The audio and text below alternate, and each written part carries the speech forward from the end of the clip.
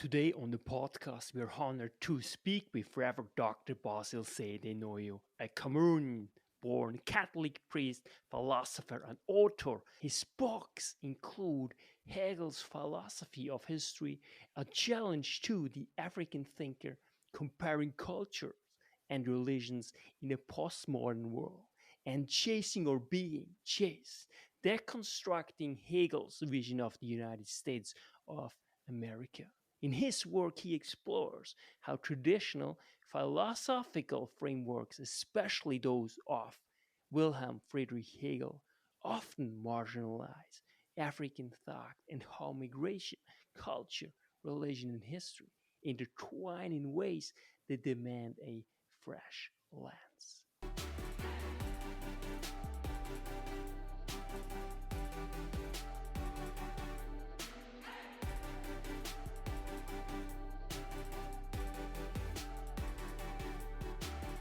What if you turn hardship into greatness, anger into serenity?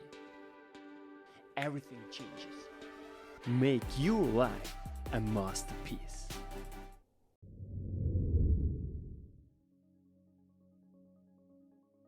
Welcome, Father Sede, to the show to really discuss your great book, Chasing or Being Chased, Deconstructing Hegel's Vision of the United States of America. Welcome back. Thank you. Thank you so much. And so let's dive into the book, but first and foremost, I want to know who is Basil Sede in simply one powerful sentence. A Catholic priest from a city in Cameroon called Kumba, Fiango Kumba, presently serving in the Diocese of Raleigh with a PhD in philosophy and a writer. Beautiful. You also studied in Rome, you did your PhD there, and you're deeply involved in not just in theological thought, but also in philosophical and cultural thought. And therefore, I think it's extremely enlightening to read your book, to think about Hegel and Africa and really the United States. And so first and foremost, I'm just curious, what brought you to study Hegel? Because Hegel is one of the most important philosopher, I would say, in the modern age, especially in the Western world. So what inspired you to actually apply Hegel's view of the world on the United States of America? Hegel, who lived from 1770 to 1831, was a German philosopher. And they call him an idealist. Hegel is one of those who believe that everything must start from the idea. According to Hegel, reason rules the world. So that struck me when I did my first degree in philosophy. But at some point, when I started doing the master's and got into the PhD, I got attracted because Hegel, even though he was an idealist, he came to be very practical in the sense that he applied his idealistic system to the various continents. And so that's why, as you asked, I started by being worried about his classification of world history, especially when it came to Africa. And then, after having exhausted and analyzed his views concerning Africa, this time I want to touch his ideas on America, to deconstruct these ideas of his. Beautiful. And you certainly also came across the Hegelian dialectic, right? And what Yes. role played Hegelian dialectic in the book specifically? Um, Let me first move to his journey, because when Hegel talked about Africa, remember, as an idealist, he was very convinced that Africans are subhumans, if at all they are humans. Because according to Hegel in his philosophy of history, he says an African is an example of an animal man in all its savagery. You know, according to him, any contact between the European and the Africans is just to make the African a better person. For him, Africa is an unhistorical continent, a continent that has like little or nothing. They are just barbarians. And then the climax of the word for him was Germany. He glorified Europe. And then with the Protestant Revolution, when Europe started getting more secular, and if I may go back to the secularistic way of thinking, more advanced, that's when Europe now became like the cream. And then he looked at America and said, America is a new world soon to be discovered, full of opportunities. That's why you see me shifting from his vision of Africa now to America.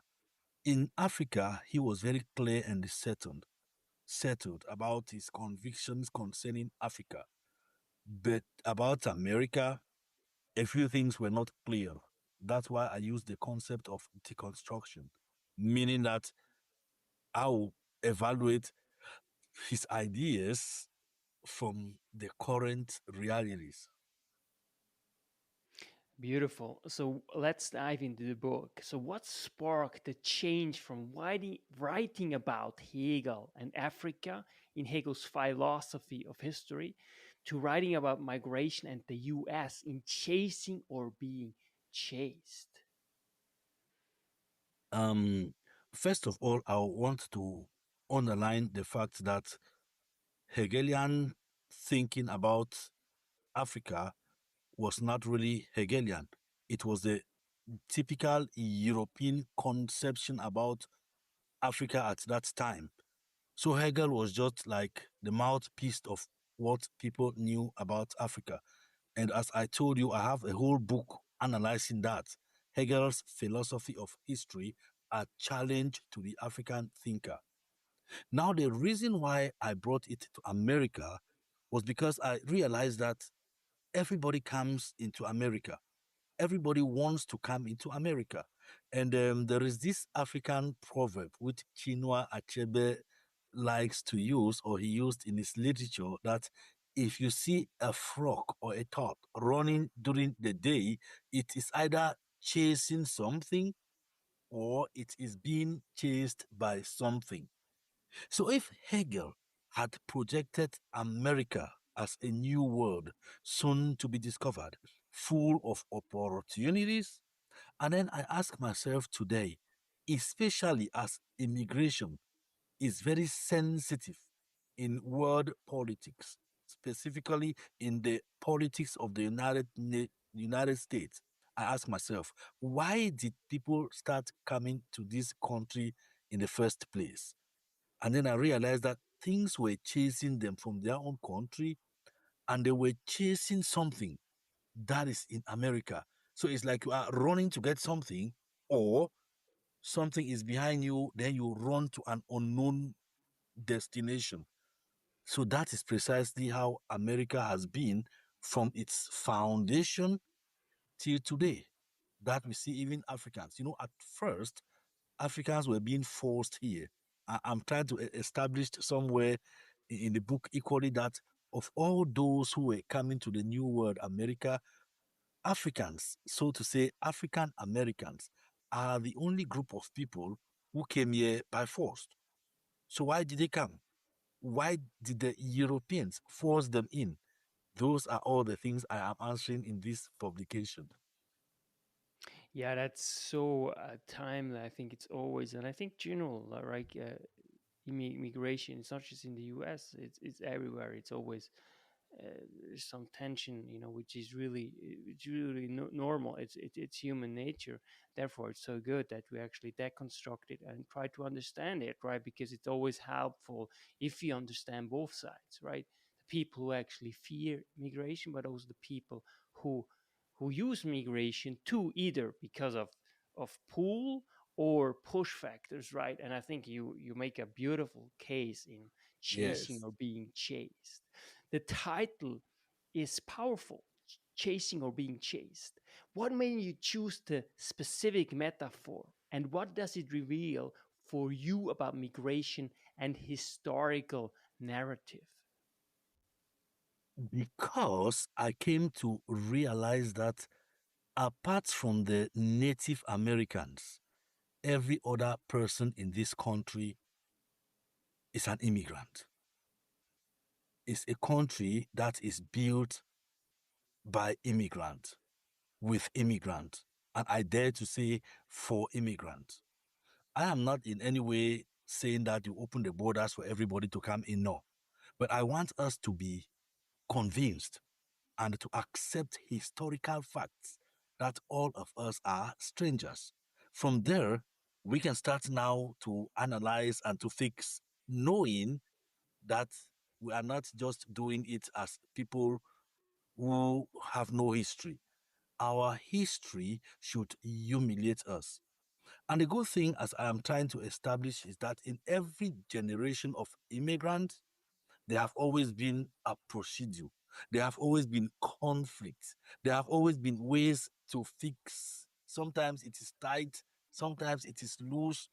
But the fact is that America has always been a country where people are rushing in. So I analyze equally what are the things happening in all the other countries. What were the things happening in Russia, Poland, Italy, Germany? You know, you can name the rest of the countries that are represented here. What was happening there at a certain historical epoch that caused them to be rushing out? What was in America? You know, America has a certain magnet till today. You know, that you come to this country, even if you come to visit, you feel like staying. So that is what we are talking about. And I was privileged because I got some people first-handed. I got somebody from Germany, somebody from Guyana, somebody from Pakistan, somebody from Italy, and a few other countries who came here first-handed. And I realized that the way they lived at the time that they came are just the same like the ways that people who come in today are living in relation to their countries of origin. And at the same time, the factors that was chasing them at that time, 1890, early 19th century, to come to the United States are the same factors chasing people today from their own country to come into the United States of America. And then I ask myself, how do we fix these other countries back home? That's where the greatest challenge is. Elaborate a little bit on the main factors that you figured out, especially you were talking about some of your Italian, Pakistani friends and others. So what were some of the main factors that made them come to the United States of America? War, in some cases. Some cases, religious persecution, like in England, Scotland, some of those places, real religious persecution. Russia, you know, remember the anti-Semitism, the Jews had, most of them were living in Russia. So there was that war going on. And then poverty, like in Ireland, they had this a potato famine, you know. So most of them had to come out hunger. Even in Germany, there was little or no job. So things were hard in those countries. People had to look for survivor. Then at the same time, America, as America goes ahead, you realize that jobs were always there. Remember, it was a new world that was being created. And then like the Chinese immigrants, I was excited to know that when they were constructing the railways, you know, linking a few places together, they needed labor. So they had to give almost free immigration status to people from Asia, Japanese, Chinese. They were rushing in. And then when they got enough of them, they tightened the policies. So that's how America has always been growing, you know. So the history of this country is exciting.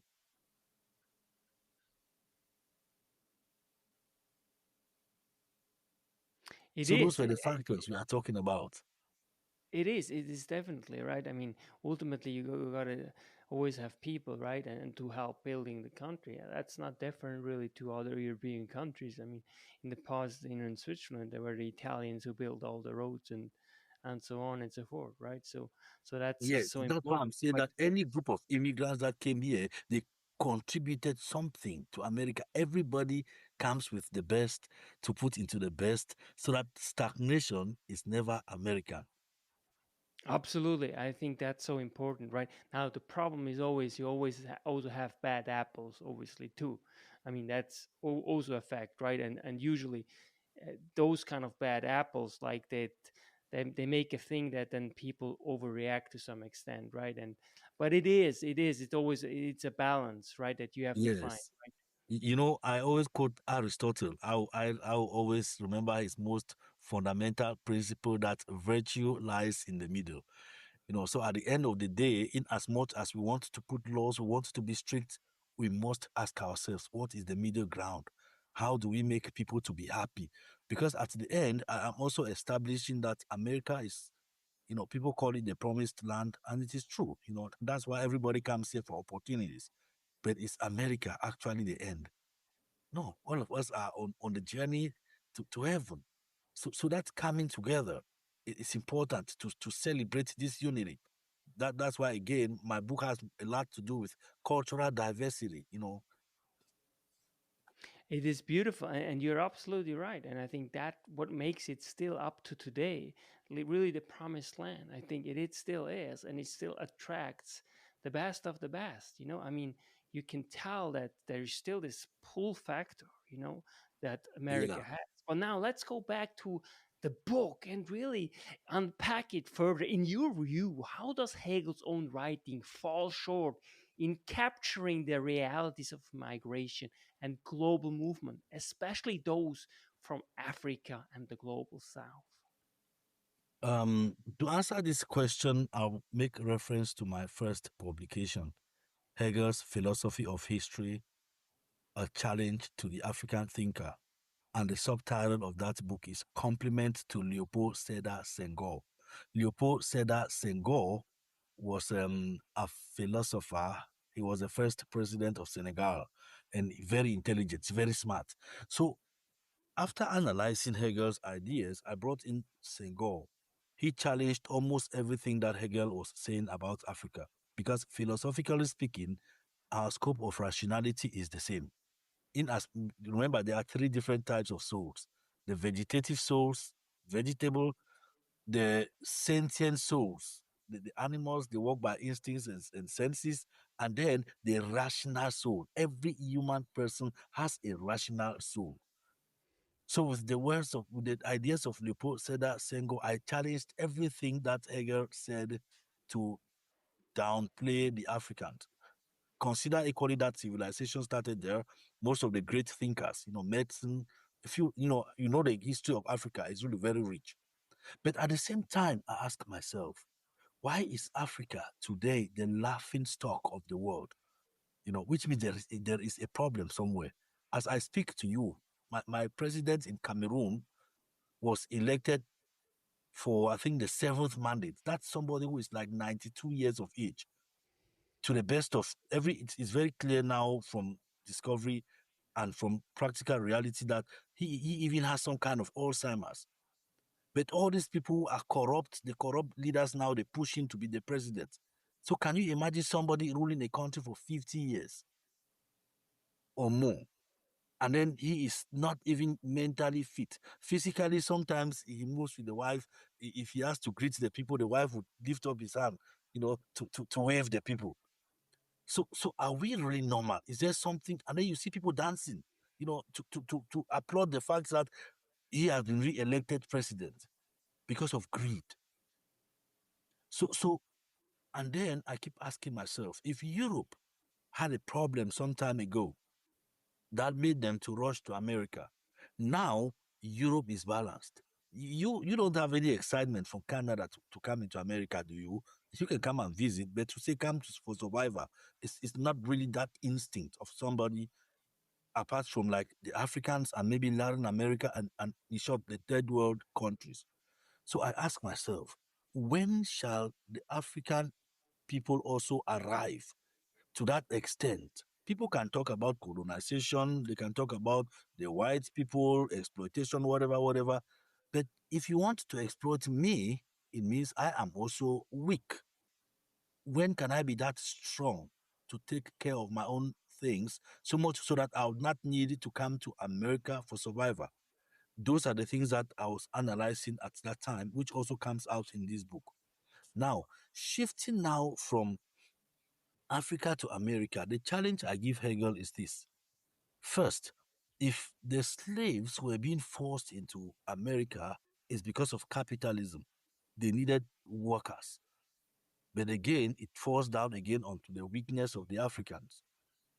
And that's why I am establishing that the construction of America the way it is today, in as much as we applaud our founding fathers, we hail them for the great job that they did, we should not keep aside the African Americans too, who also contributed in the building of this country.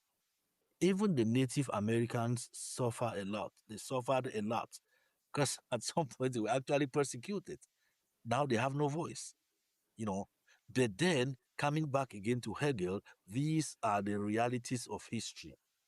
And that's where I come back from what you asked about the thesis, the antithesis, and the synthesis. Because Hegel says every success of history comes as a result of conflict. And that's why postmodern thinkers now will talk about the conflict transformation theory.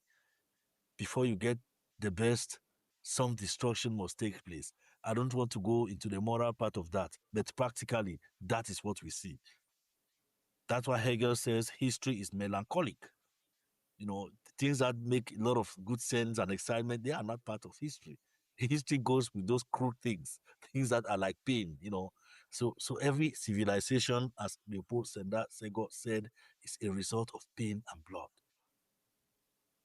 I think that's so important what you're actually saying, because that's precisely Hegel and his dialectics, right? That there's always an cause and effect. So there's always a positive and a negative, and ultimately you do the synthesis, right? That takes a lot of work, right? That's always happens. Yes. Like you look at history, you look at the United Nations. The United Nations is simply a result of World War II, and all these conflicts, as you're just mentioning, right, is really, really it's very unfortunate, because we would love to actually learn from from reflecting, right, not through experience but through reflection, right? That's what also Confucius Yes. said, like the most noble way of wisdom or way of learning is really reflection, and then in imitation, and lastly through experience, right? And I think that's Yeah. something that is really important. So now we have all these situations, and we see where it is going, and it's often not very nice, but still I think you take a very sensible and a very pragmatic approach as well, to see and look at the facts and how it is, and that it is, bottom line, history, really, what is taking place, and it's really the history of humanity. I think that's also Yes. sometimes very important, is that it's not necessarily the history of a particular group, but it's really the story of our collective. Humanity. Yes. And that's why Gregory Bateson says evolution is evolution of the mind. So going back again to Hegel, the ideas, it starts from the ideas. And that's why I keep saying that, look at, even if the African Americans can complain, they can complain because actually their ancestors suffered. But then, trust me, if they were in Africa today, they would have been knocking at the doors of the United States Embassy looking for visa to come into this country. So now, how do we fix Africa and the other developing nation? What can these developed nations to do? And that's why sometimes I say I go slow on philanthropy. I do a lot of philanthropy. I like it. But I believe in the Chinese proverb that you give somebody fish, you feed him for the rest of his life. You teach him how to fish, then you grant him independence.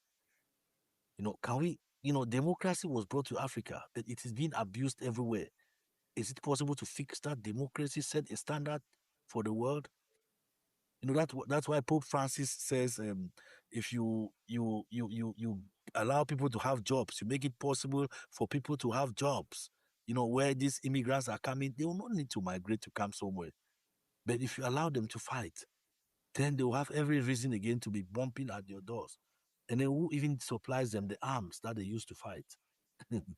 That's an unanswered question. So humanity is the whole. That's why I keep saying one world, one village. If we want to fix this world, especially from these top countries, I think there's a way of making it work. And let's, before we dive back into the book, just give me a taste. What is your take in general how to really improve the living conditions in Africa? What is one thing that you will do and one thing that you will not do? The first thing that I want to understand, I want people to understand is that I know I've had some arguments with a few people about this, but I strongly believe that if political issues are not handled, we cannot fix any economic issue, because life is based on the economy. People have to eat. Economic tells us that there are three things that are necessary in life: feeding, that's food; clothing, and shelter. So it all goes again with the economy. But you can't fix the economy if the politics is dancing. If America is what it is today, remember, as we keep saying, America is not the end. There's another part of the book that is talking about the real promised land, because the foundation, the Christian foundation of the early fathers, we got to talk about that too. It's important. But what we are simply saying is that comparatively, America is stable because the politics works. Right now, we have what we call government shutdown, but it's not a major issue because people get on. Electricity works, water works, there is food. They have even made it possible that even poor people can go get food pantry anywhere. We have our own problems here. Nobody says that. We are not going into that. But comparatively speaking, it works because the politics is stable. The president knows what he is supposed to do.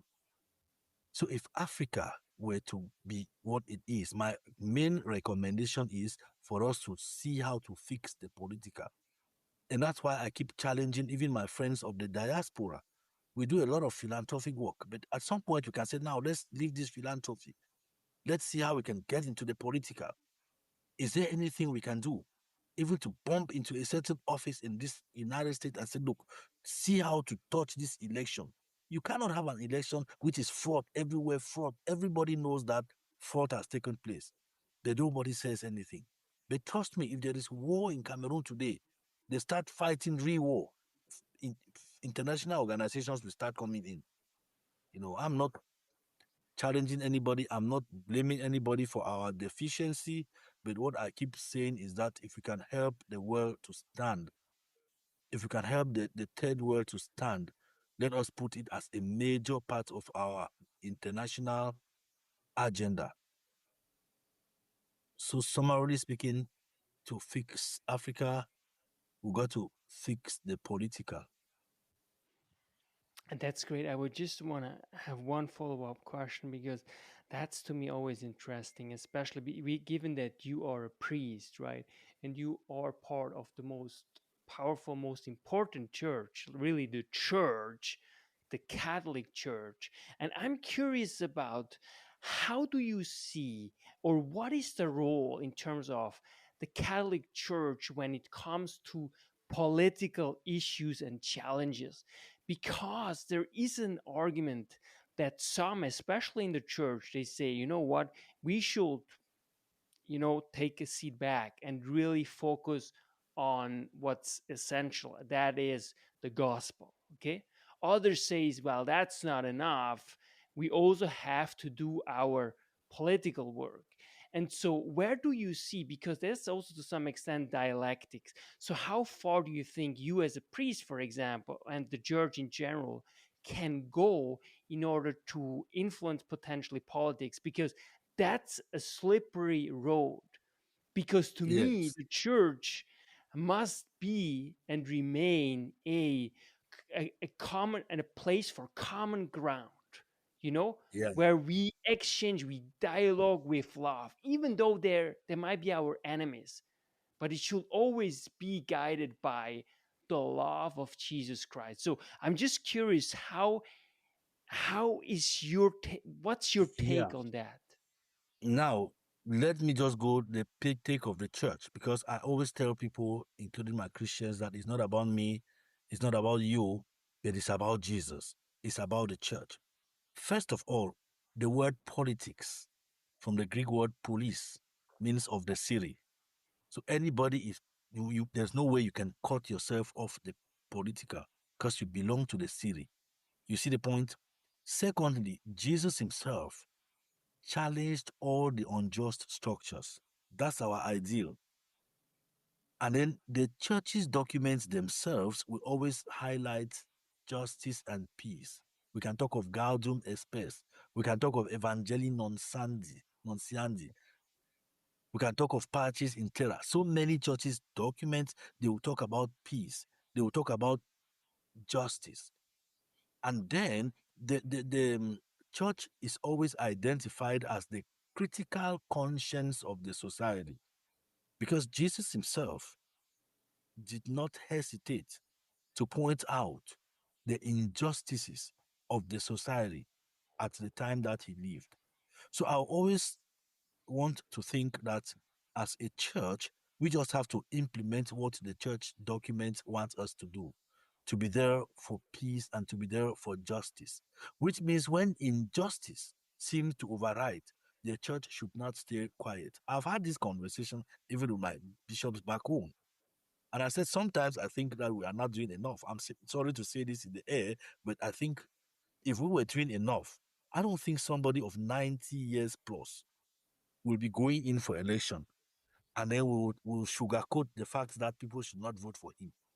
And that's why the former cardinal, Tumi, Christian Cardinal Tumi of Cameroon, was very vocal. He was very clear about it all. He said it 10 years ago, because just the corruption in the country shows us that the president has failed us. So the Cardinal Tumi told him straight, if I were you, President Pobia, I will resign and give the country to a more competent person. I think that for me, that's what every prelate, the church should talk about. It's not a matter of being political. It's a matter of sharing the sufferings of your people. And then we are talking about something that somebody said 10 years ago. You can imagine the depreciation that has taken place within all this time. So I want to think that to an extent, we as a church, at least in Africa, at least in my country, Cameroon, we have failed. They talk. It's not as if they don't talk. But I believe that sometimes there's a lot of sugarcoating. When I think of late Archbishop Oscar Romero, if you read the work of Oscar Romero, you see somebody who in season and out of season, who went into the presidency to tell him directly that this oppression, this killing, this is not good for the sake of the people, for the sake of God. He was killed. But right now, most of us are afraid to die. So people want to be on their safe corners. So talking about the church, that's it. You can also imagine all the paper documents, the Pope's paper bulls, encyclicals have been very clear against injustice. It's just for us to implement And act the right way, right? and I think act the right way. that's always, there's always room for interpretation of how far this ought to go, right? Because some would Yes. argue, well, it should also go and we should take action, also potentially violence, right? And so there is always this, this middle ground. It's kind of slippery. So therefore I'm just curious, what you think I mean, it's about not that. really violence. I would not really want to use the word violence, but sometimes violence is inevitable. It's like what Hegel says about the conflict. If it comes, fine, but the only thing is that whether people are reacting or they are not reacting, I've got to speak that which is true. I've got to impose the truth on people, even though they say we speak the truth, but in charity, but it's the same truth that is being spoken without sugarcoating.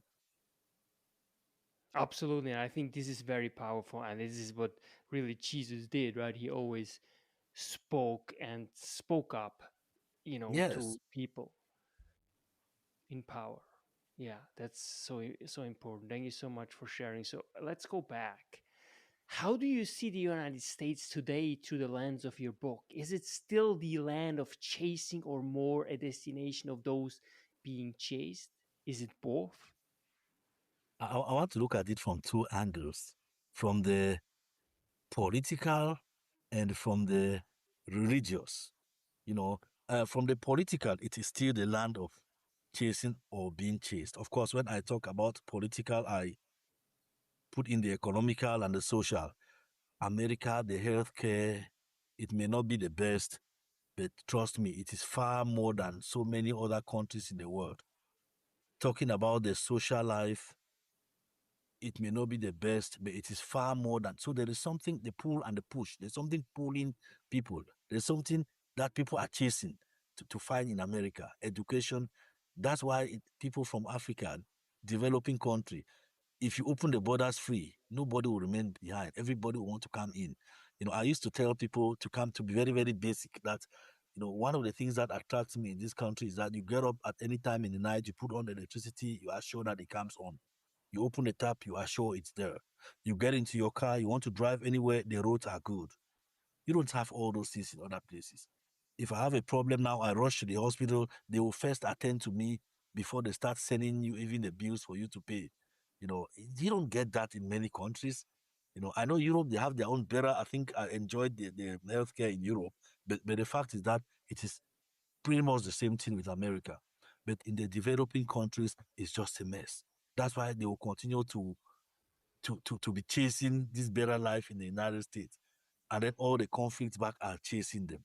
But let's come back now to the moral aspect. That's where the issue now twists a bit, because I remember Mike Huckabee, one of the ambassadors, he made a very powerful statement. He says, America is a special nation because it was founded by people who were first on their knees before they were on their feet.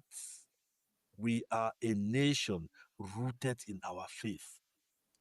So underline the fact that they were first on their knees. You know what it means to be on their knees? Pointing up to God before they got on their feet. If you look at the founding fathers, most of them were they had their own religious conflicts anyhow, but the basic Judeo-Christian values influenced them a lot. And it is documented, as I am trying to establish here, that the founding fathers, they quoted the Bible far more than all the other existentialist literatures put together. So you can imagine.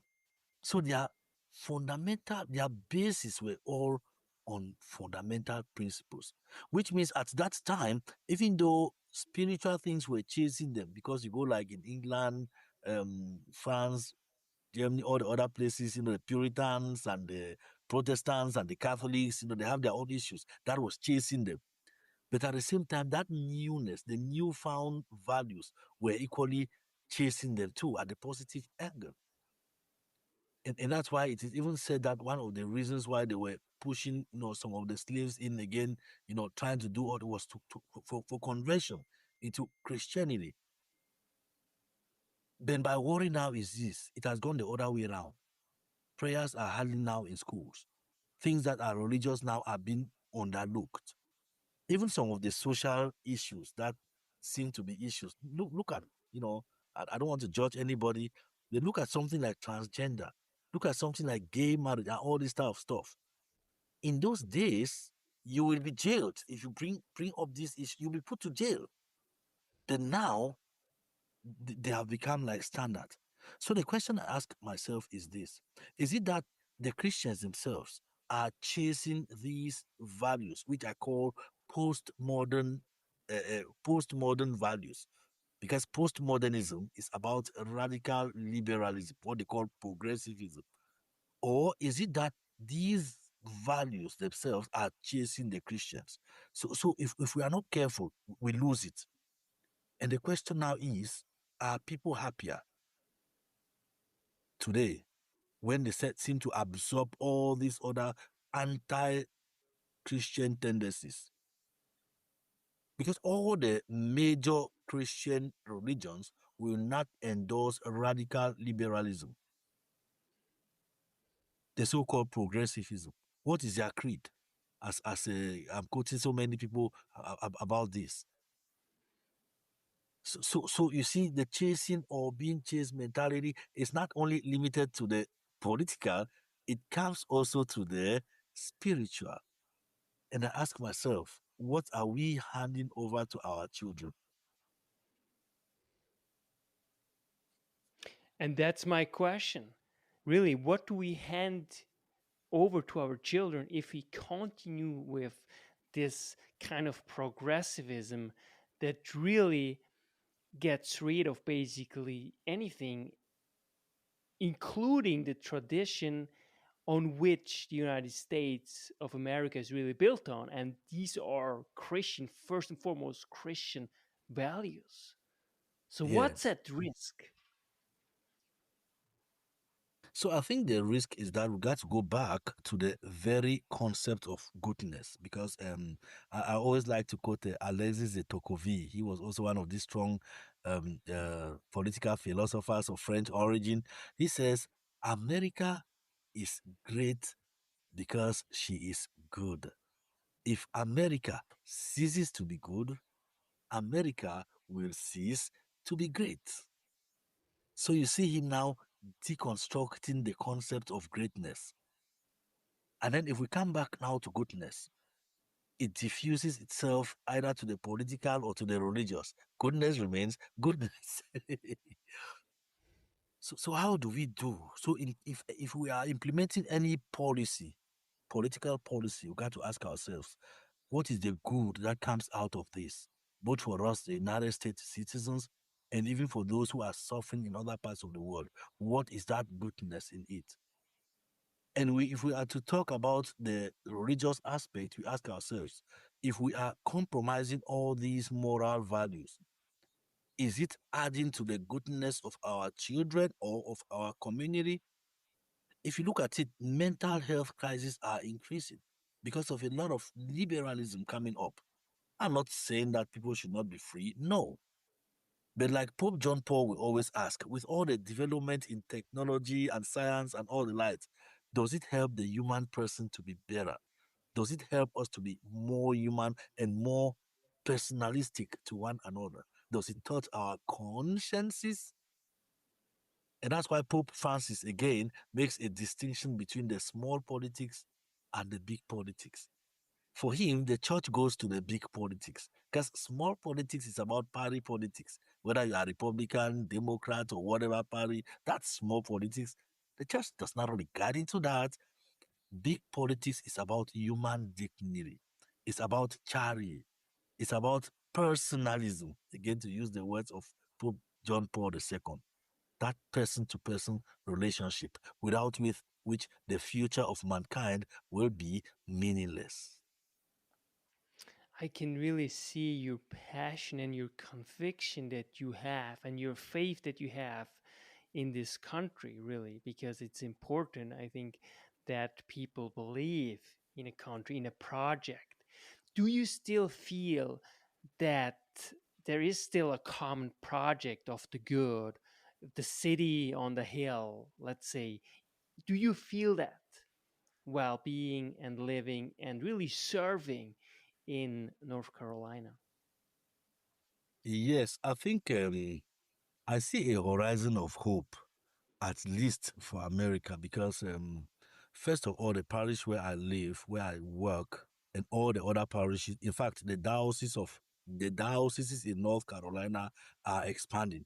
At first, I was thinking that the statistics are bringing down the number of Christians, but I just realized that within the past 2 years, it has actually been increasing.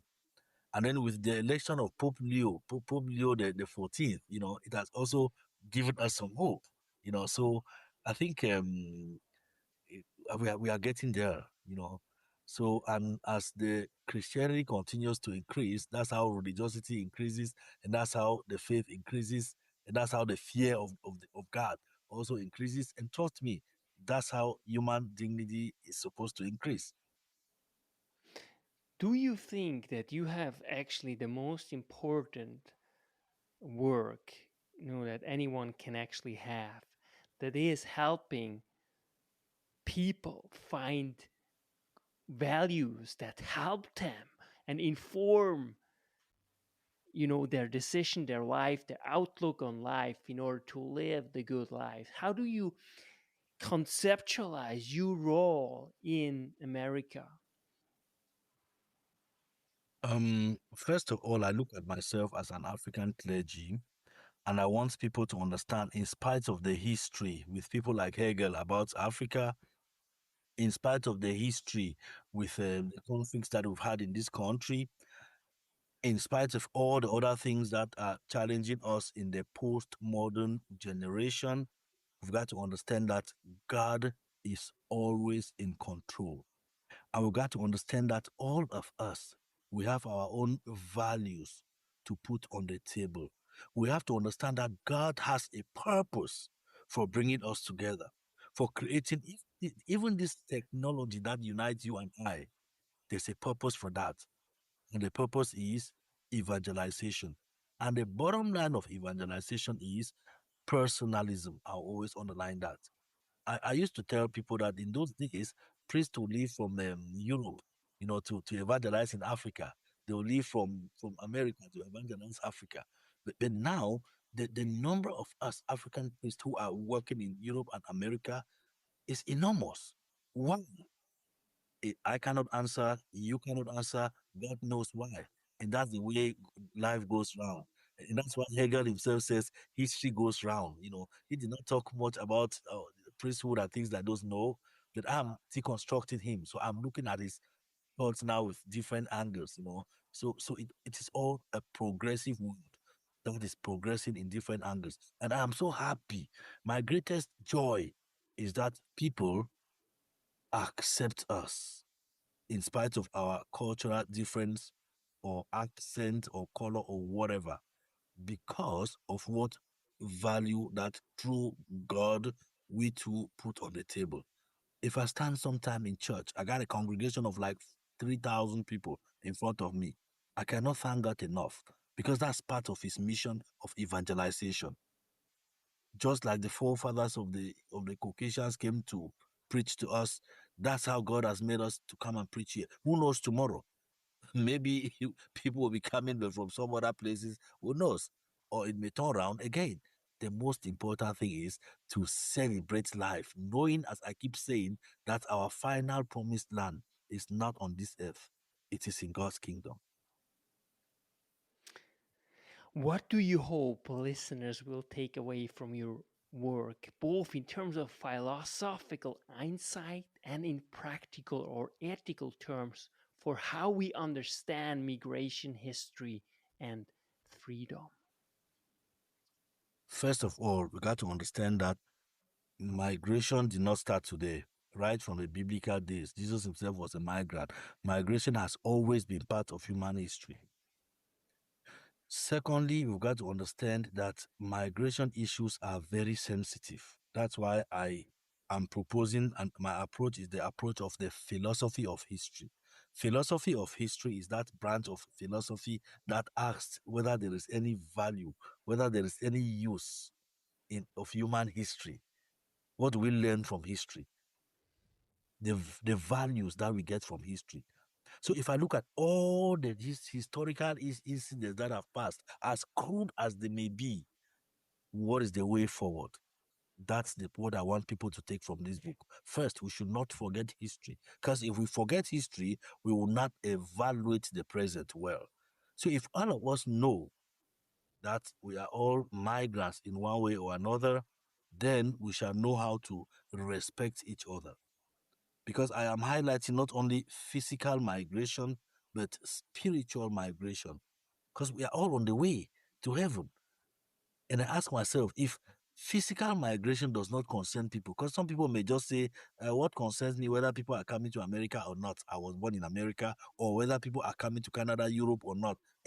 What applies to America, please, applies to all the other first world countries, because that's how people go to all the other first world countries as they come to America.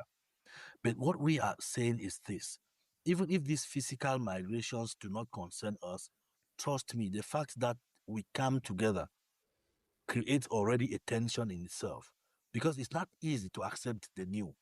So I'll not blame even those who would look at me at first suspect me before they accept me for who I am. I'll not blame them. That's very human. But the bottom line is this: at the end of the day, we have to learn how to coexist. And then the spiritual migration concerns all of us, because if I don't relate with you well, how do I confront Jesus Christ in eternity, who says, love one another, who himself was a migrant? And there is this relationship that I always make with the book of Revelation. Remember, John says, when he was around God's throne, he saw people of all tribes and cultures and nations and languages all together, around God's throne. Is that not to tell us that we got to start imitating the life of heaven here on earth? That's the reason why God wants us to come together, so that we can start already getting that communion, so that together we shall have that union in perfect stance in God's own kingdom.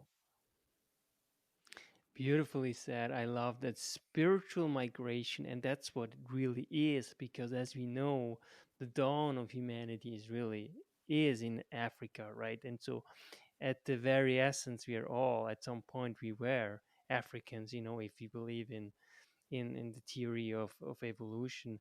Um, that's wonderful, and I love that. But I can also tell something that is so particular is the fact that America is still, as you mentioned, right? There's so Christianity is still so strong and it is growing, whereas in Europe it's basically falling Yeah, apart. yeah, that's And you another part see of it as well when it comes to political issues. I mean, when you look at Europe, the European Union, it's just so far behind that there's no way that they will ever catch up in term with China or the United States of America. I mean, just the vision that they have and keep pushing because they know the only way forward in order to improve ourselves and our societies is to invent and reinvent time and again. Of course, again, as you said, right, there's always a middle ground. It can always go in one or another extreme, but that's what I also see. How do you see that push and the differences between Europe, the United States of America, and just the fact that they differ in so many ways when it comes to how they inspire people to come or not to come or to innovate or in terms of their faith? What is it? What do you think is the main difference between the United States of America and Europe? um I think the main difference between the United States of America and Europe is more on the fact that the United States is a new world. And as a new world, it is said that America is built on the mistakes of Europe. That's at the physical sense. Because if you look at America, as we always say, everything is big. Everything is big. It's just like the double side of Europe. But that notwithstanding, at the moral perspective, it still goes down to the same thing, because America again is the big size of Europe, because all the religious values, all those who left the persecution, all the people who flee from persecutions, they were fleeing from religious persecution. So when they came to America now, I mean, not all, anyhow, some of them in some countries. I'm talking about the founding fathers. When they came to America now, they wanted to secure that at the foundation. And if you look at American politics too, it has absorbed even the Christianity in its own way. And then the fact equally that the country was built somehow on these Christian values, even though at the end it was not like a religious state, or a Christian state. And then look at even those who migrate to come in here. Most of them, like the Filipinos, 90%. Look at Latin America. Great portion of them, more than 80% are Christians. So you can imagine that. And it's a country that is always accepting immigrants from these places. So that boosts equally the Christian spirituality. But if you look at Europe, for example, with the things that have happened in Europe and the fact that the clergy circle is not growing, it's also bringing it down, the numbers of believers. But the bottom line is that it's all God's will. That's the best way I can look at it. It's all God's will. Beautiful, Father. What's next for you? Any project or direction that build on chasing or being chased? The main project I have now is to let this book go as much as possible, because I know what is in here when it comes to the future of humanity. And it's not all about America. It's about the developing countries and the developed countries. Secondly, the next project that I have is on world religions. I'm trying to evaluate the respective world religions. So maybe sometime next year we'll start talking about that. That's my next book coming up. This is my 6th publication. So I'm looking forward to the 7th. I can't wait, Father, and talk to you soon again. Thank you so much for being on the show again, for really talking about your book, Chasing or Being Chased, Deconstructing Hegel's Vision of the United States of America. What a blessing. Thank you so much, Father, for being on the show.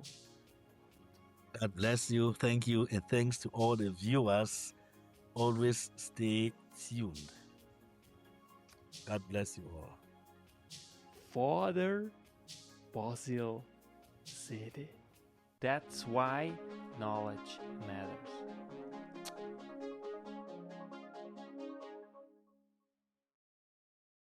Make your life a masterpiece. Visit now programs.d-ykm.com.